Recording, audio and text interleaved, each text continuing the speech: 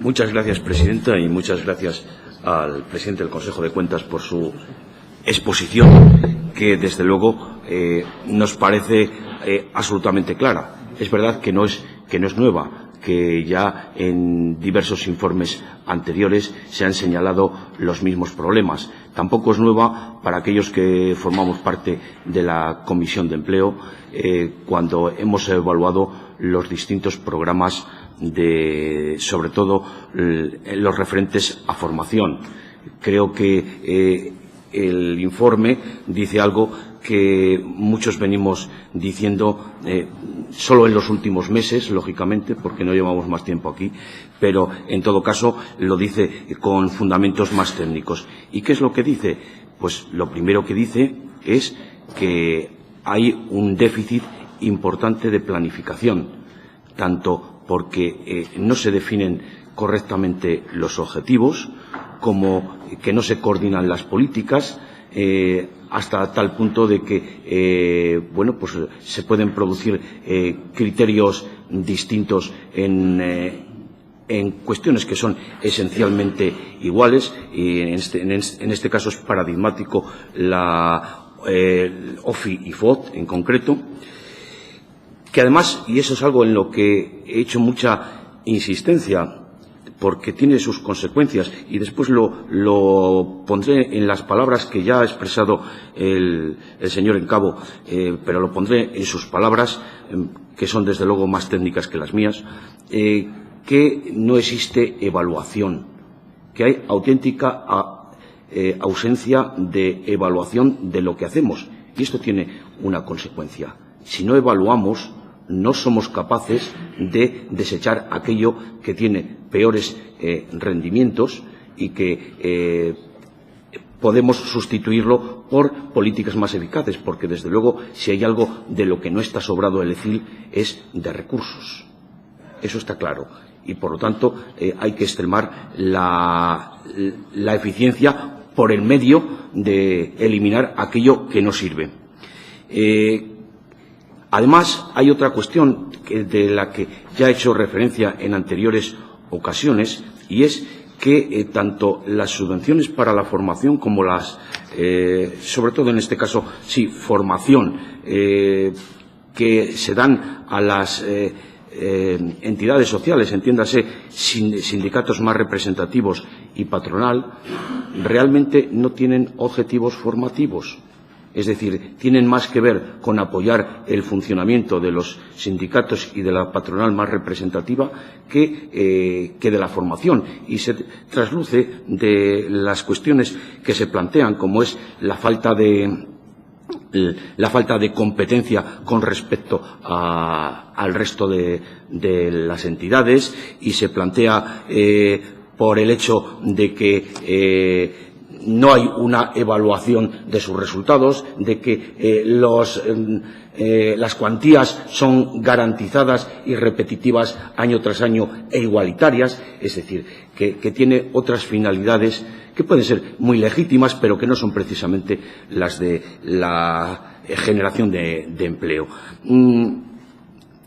Quiero señalar también otro tema. Estos son quizá los temas más importantes: ausencia de planificación, ausencia de evaluación, con la consecuencia de que no podemos sustituir políticas que no funcionan, y el tema de la participación sindical y patronal, claro, que por cierto, esto me imagino que se refiere al ejercicio del 2013 y que, dado el cambio de normativa que se ha producido, o la aplicación de la normativa estatal que se produjo como consecuencia de los escándalos en los cursos de formación, seguramente esta situación ha mejorado notablemente, o por lo menos eso espero y deseo. Después, temas que no son, a mi juicio, centrales, pero que aquí se señalan, es problemas con la selección de los subvencionados. Parece que no todo es claro y transparente, y quiero leerlo con sus propias palabras, el Servicio de Programas de Formación e Inserción Profesional y al margen del procedimiento establecido, modificó en 2013 el listado de acciones formativas prioritarias, incorporando, en última instancia, acciones formativas que no habían sido solicitadas por las gerencias provinciales y que no habían obtenido la puntuación necesaria para incluirse en el mapa de acciones formativas, lo que evidencia un cierto grado de discrecionalidad en la selección de las acciones subvencionables. Bueno, esto me parece que no es central, pero que tiene su importancia. Quiero seguir reflejar, aunque parecería más propio de la Comisión de Empleo, que los resultados evidencian una mejora en cuanto a los resultados de la inserción, quizá más fuerte en el tema de la inserción a nivel general que la relacionada específicamente con la formación, pero a un coste todavía enormemente elevado. Creo que en este sentido, señalarlo únicamente, porque ya digo que sería más propio de la Comisión de Empleo, el afinar, sobre todo porque expresa algo que me parece que subyace en el fondo de esta cuestión. Es decir, si la formación que se está dando está relacionada con las necesidades del mercado de trabajo. Yo creo que ese es el quid de la cuestión y, por lo tanto, el que la inserción general sea mucho más elevada que la relacionada con la formación evidencia que posiblemente la formación que estamos dando no es la que se está demandando y que la gente se coloca por la mejora de la situación económica, no porque les hayamos dado unos cursos que sean especialmente aplicables a su inserción, ¿no? Quiero llamar la atención con el tema de la participación de la Fundación Anclaje en esta cuestión. Y yo creo que lo dice estupendamente el Consejo de Cuentas. Más del 50% de los patronos de la Fundación son representantes de las organizaciones empresariales y sindicales más representativas de la comunidad. Por tanto, la realización de todas las actuaciones de apoyo a la gestión de la subvención son contrarias al principio de objetividad, ya que CECALE, UGT y comisiones, además de patronos de la Fundación, son al mismo tiempo solicitantes de las subvenciones. No se puede ser juez y parte. Y también quiero señalar, con respecto a la Fundación Anclaje, los problemas para detectar la prioridad en cuanto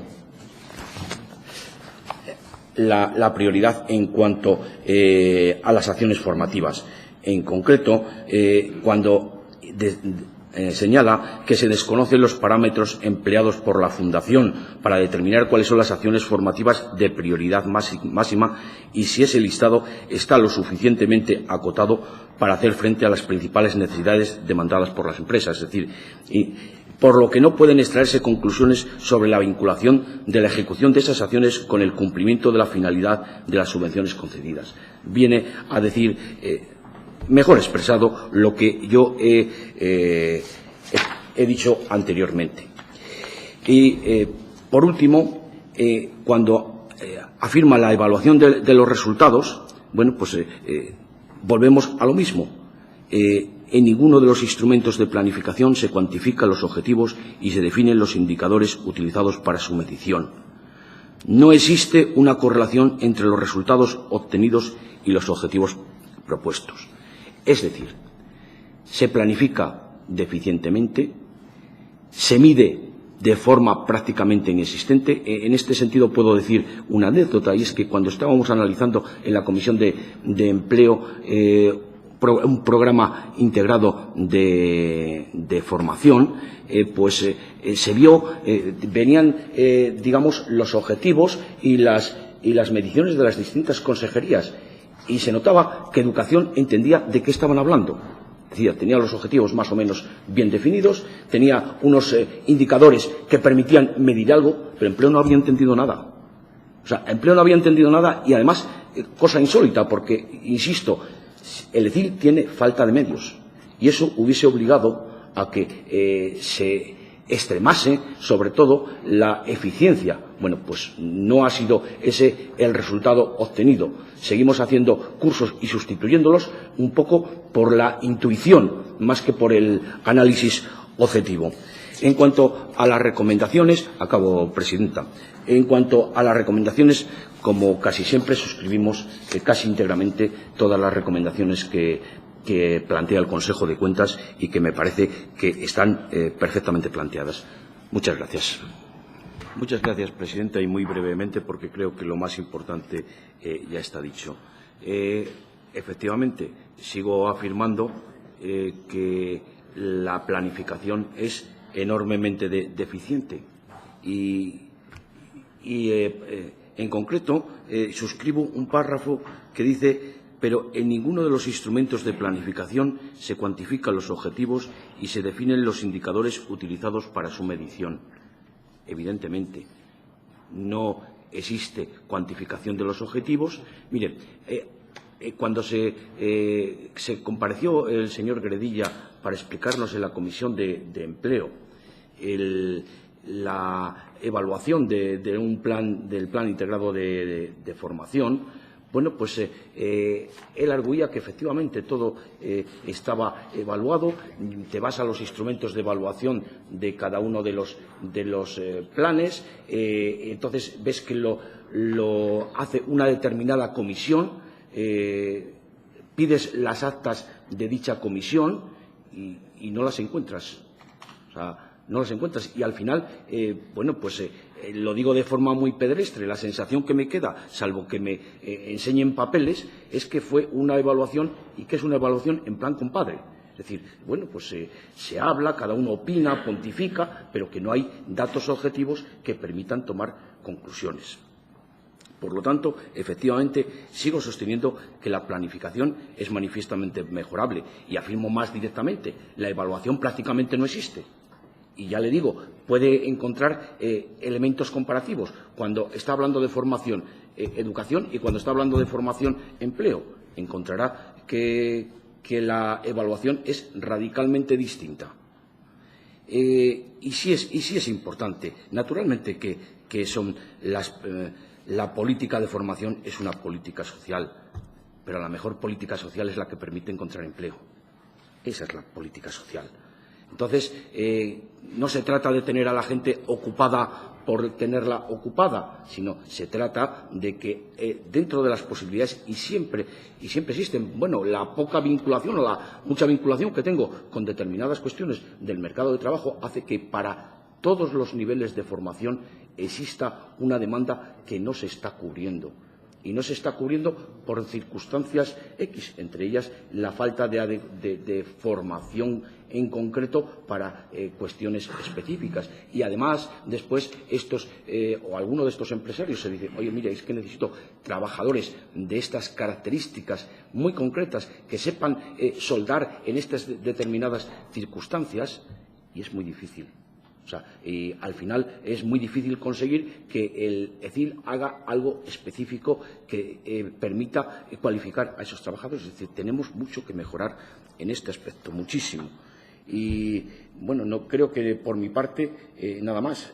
Planificación, evaluación y, efectivamente, claro que es una política social, pero dentro de ese contexto que no se nos puede olvidar. Es decir, que tenemos que intentar que todo esté dirigido a la creación de empleo. Muchas gracias. Muchas gracias, presidenta. Bien, el informe que hoy nos presenta, el informe del Consejo de Cuentas sobre la utilización de la encomienda, tiene bastante que ver con algo que muchos de nosotros llevamos planteando desde hace tiempo, y es el alcance y la utilización de lo que denominamos administración paralela o administración B. Hace años, quizá amparados en la diferencia de legislación entre la Administración General y las empresas, que en estos momentos creo que prácticamente no existe, y la presunta mayor eficacia de este tipo de empresas se fueron generalizando. No es un fenómeno de Castilla y León, sino que es un fenómeno que, como ustedes saben, sucedió en toda España, en algunos con mayor alcance, en otros con menor alcance, pero el resultado fue la proliferación de estas entidades que presuntamente, y digo presuntamente porque precisamente este es una de las cuestiones que plantea el informe, es más eficaz que la Administración General. Bien, pues en este contexto el Tribunal de Cuentas plantea en sus reuniones en las que se coordinan con muy buen criterio analizar uno de los aspectos de esta Administración B, y es que buena parte, aunque en este caso estamos hablando de 39 millones de euros, que no es una cuantía excesivamente elevada dentro del contexto, ¿no? Pero una buena parte se nutre precisamente de los presupuestos generales y de su actividad. Con respecto al informe, que evidentemente me parece que aciertan todos los temas fundamentales, volvemos al tema de la planificación. Ya sé que resultará molesto, a lo mejor incluso que debiéramos definir qué entendemos por planificación, porque a lo mejor algunos pueden entender que planificación es elaborar en un papel 4 ideas generales, y claro, es algo más, evidentemente es algo más que eso, y efectivamente no hay. Nos encontramos con problemas de planificación, de que no hay un criterio general de la Administración que diga qué es lo que se puede encomendar y qué es lo que no se puede encomendar. Entonces, cada consejería, con su mejor criterio, hace lo que considera oportuno. Con respecto a esto, y siguiendo con el tema de la presunta eficacia de este tipo de actuaciones, me parece que es absolutamente acertado y absolutamente básico el decir, oiga, ¿qué objetivo tiene cuando a la institución a la que se le transfiere esa encomienda no tiene los medios apropiados para desarrollarlo directamente? Creo que me parece que es uno de los aspectos básicos del informe. En algún momento pudiera ser que las diferencias en cuanto a normativas sobre contratación por la diferencia de naturaleza jurídica pudiera dar lugar a una eficacia. Me temo que la mayor parte de estas entidades están sujetas a las mismas restricciones que la Administración General, y posiblemente en estos momentos no exista esa mejora de eficacia, con lo cual lo que tenemos es simplemente un intermediario sin mayor cuestión. Por cierto,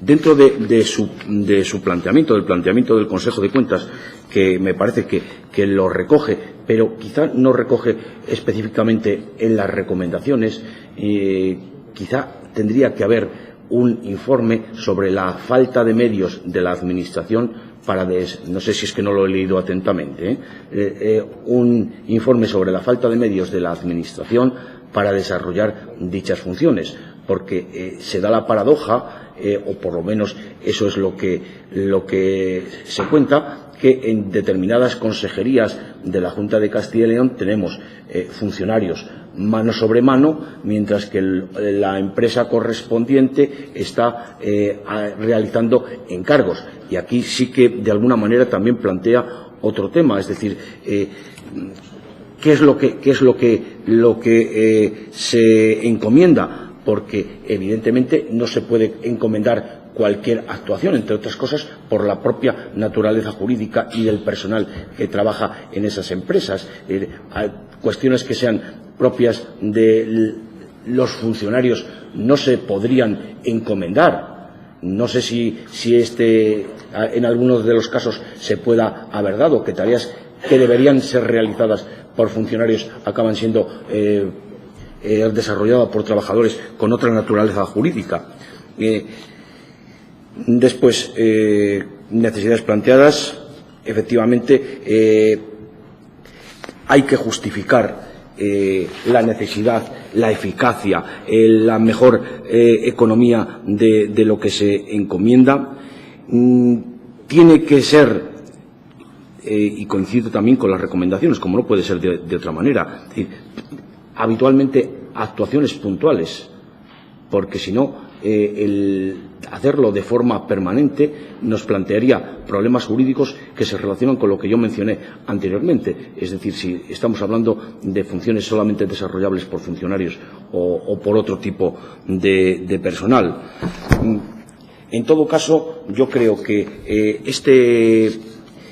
este informe pone un punto importante en una tarea que estas Cortes tienen pendiente, que es el examen de la reforma de la Administración autonómica, ¿no?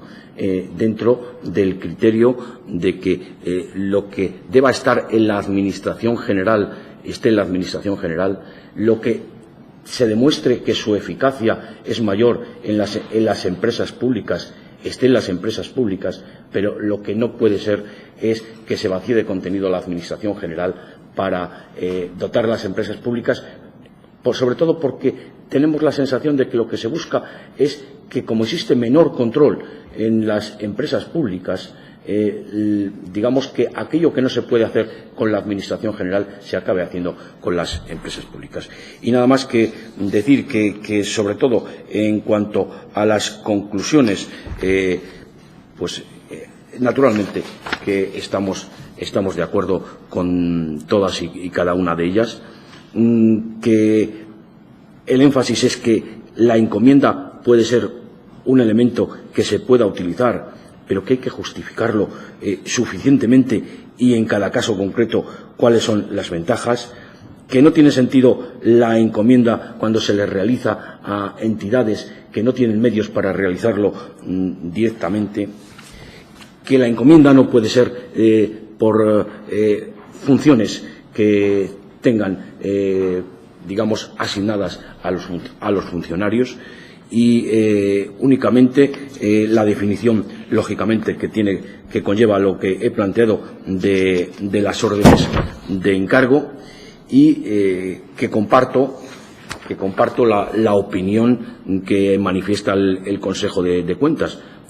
Los dos elementos que a mi juicio plantea: primero, que no se realiza una adecuada planificación en esta materia, volvemos a la planificación, y que no se realiza con los procedimientos ni para las finalidades previstos para la normativa aplicable, aunque aquí habría que distinguir es que esto ya no es una cuestión de la Junta de Castilla y León, es que cada consejería actúa con unos criterios propios y, por lo tanto,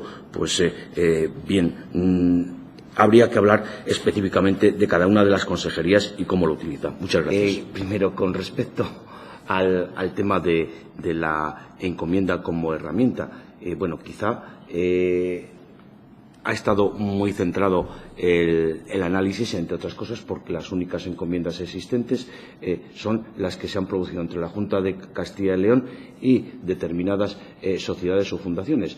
Pero, efectivamente, la encomienda no impide, al revés, es un instrumento que permite colaborar a las distintas administraciones entre sí, de tal manera que creo que sería perfectamente posible el que administraciones de distinta naturaleza realizasen de forma esporádica las encomiendas. Digo de forma esporádica por lo que dice la falta de medios propios de naturaleza estructural, porque si no, efectivamente, entraríamos en un tema de delegación de competencias o de otra figura similar, pero que evidentemente aquí solamente se ha producido entre la Junta de Castilla y León y las empresas, y nada impediría el que se produjera entre la Junta de Castilla y León y las diputaciones o determinados ayuntamientos, me imagino.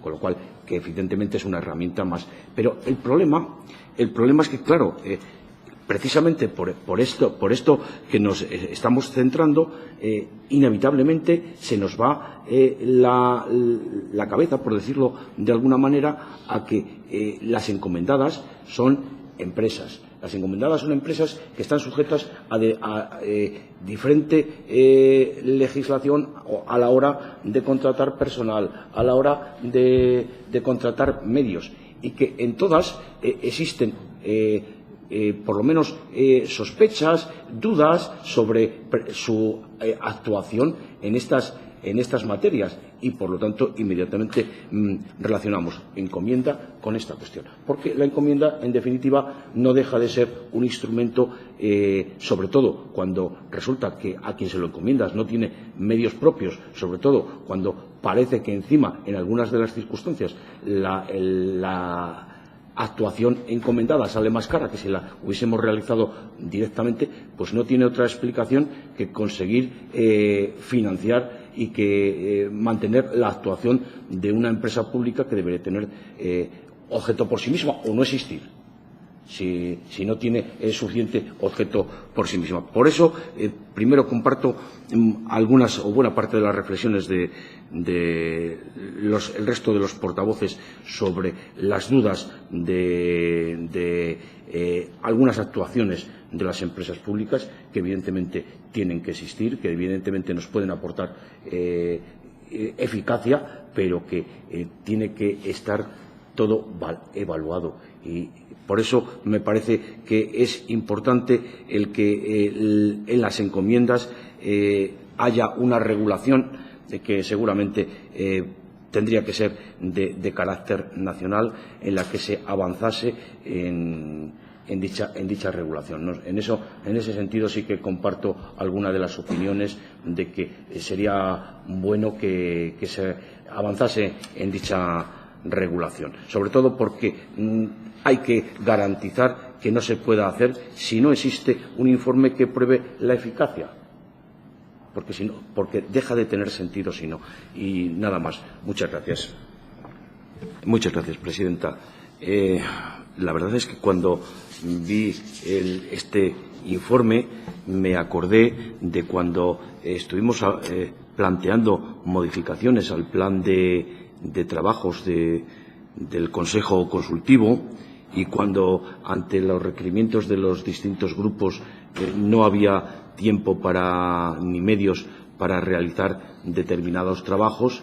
Y bueno, pues me encuentro con este informe, que bueno, seguramente el Consejo de Cuentas habrá tenido razones muy poderosas para hacerlo, pero que me pregunto que si en la ADE no había otros aspectos más importantes que fiscalizar. No sé, a lo mejor corresponde a una programación y tocaba esto. Pero, bien, lo que me planteo es que el alcance de este informe es, desde luego, bastante limitado, por lo menos en mi concepto, y que efectivamente pues refleja que en la bonificación de préstamos y pólizas de crédito hay algún problema administrativo. Inevitablemente está el tema del plan de subvenciones, como en casi todas las líneas de subvenciones, que la ley se cumple para la parte, en este caso sí hay plan estratégico de subvenciones que se cumple para la parte general, pero no se cumple para cada línea de subvención. Bueno, no lo sé. En todo caso, me parecen que no son temas de alguna forma sustanciales, que evidentemente hay que corregirlos, ¿no? Pero en todo caso usted me dará su valoración, ¿no? Y con respecto hay cosas bastante curiosas. El hecho de que tan solo presentan solicitud los interesados que obtienen el aval de Iberaval llama bastante la atención, con lo cual, bueno, pues hay que pensar que todos aquellos que no van a obtener el aval ya se les dice que no se molesten, que no las presenten, ¿no? Y el tema de la resolución de concesión, de que no está suficientemente motivada. Me llama la atención que especialmente llamativa en las subvenciones que financian las necesidades de circulante, al no clasificarse en las 3 posibles situaciones previstas en la convocatoria. Y naturalmente suscribimos las recomendaciones en cuanto a elaborar un plan estratégico de subvenciones, bases reguladoras menos genéricas y más adecuadas, naturalmente, concordancia entre bases y resolución de convocatoria, evidentemente es de sentido común, y que las obligaciones de justificación que tengan que asumir los beneficiarios sean públicas y conocidas. Y, por último, la sexta, ¿no?, que me parece que es, digamos, la que más me puede llamar la atención. Debe iniciar los procedimientos encaminados a regularizar la situación de los expedientes analizados en la muestra fiscalizada para los que se han detectado incumplimientos de la normativa vigente en la concesión y liquidación de la subvención. Pues, evidentemente, este informe plantea problemas de funcionamiento que naturalmente hay que mejorar y hay que corregir, pero me queda digamos, el mal sabor de boca de pensar si no había otros aspectos de la ADE que sean más sustanciosos que analizar el funcionamiento. Por cierto, se me olvidaba un elemento. Lo que pasa es que serían quizá más propios de hablarlo en esta comisión, pero no en el marco del Consejo de Cuentas. Es decir, cuando se está analizando que no se agotó el presupuesto, hay que pensar si están bien encaminados estos préstamos, si de alguna forma tienen la difusión suficiente, si tienen el interés suficiente, es decir, ese tipo de cuestiones que deberían ser objeto de análisis. Y el otro aspecto es que puede tener diversas interpretaciones. A mí no me parece mal, que es el monopolio de Iberaval sobre la concesión de avales, que es un objeto, algo que seguramente podríamos discutir, pero quizá a lo mejor no es este informe el momento adecuado para discutir si el Iberaval debe tener el monopolio de estos avales o no lo debe ser, no lo sé. En todo caso, si alguien quiere plantear la discusión, naturalmente que estoy dispuesto a seguirla. Muchas gracias.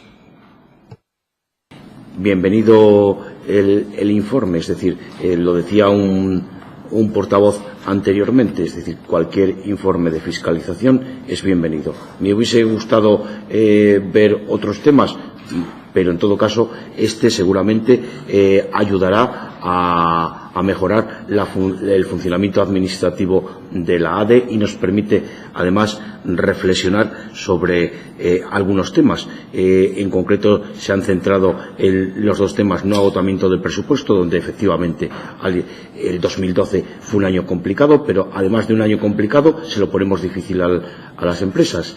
Resulta que decimos que todos tienen que pasar por un determinado conducto. Ojo que Iberaval tiene una participación importante de la Junta de Castilla y León, es decir, no estamos diciendo nada extraño, simplemente decimos que hay que facilitar dentro de lo posible, sobre todo precisamente en esta época donde efectivamente los mercados financieros estaban cerrados, hay que facilitar dentro de lo posible el acceso al crédito. Y otro de los ponentes ha hablado de cómo se ha restringido precisamente en ese mismo momento. Bueno, creo que no es adecuado, no fue digamos, un funcionamiento adecuado, no se facilitó a los empresarios y a los emprendedores suficientemente las cosas, y de eso tenemos que aprender y tenemos que sacar consecuencias de intentar mejorarlo. Y por mi parte, nada más, que muchas gracias por su contestación.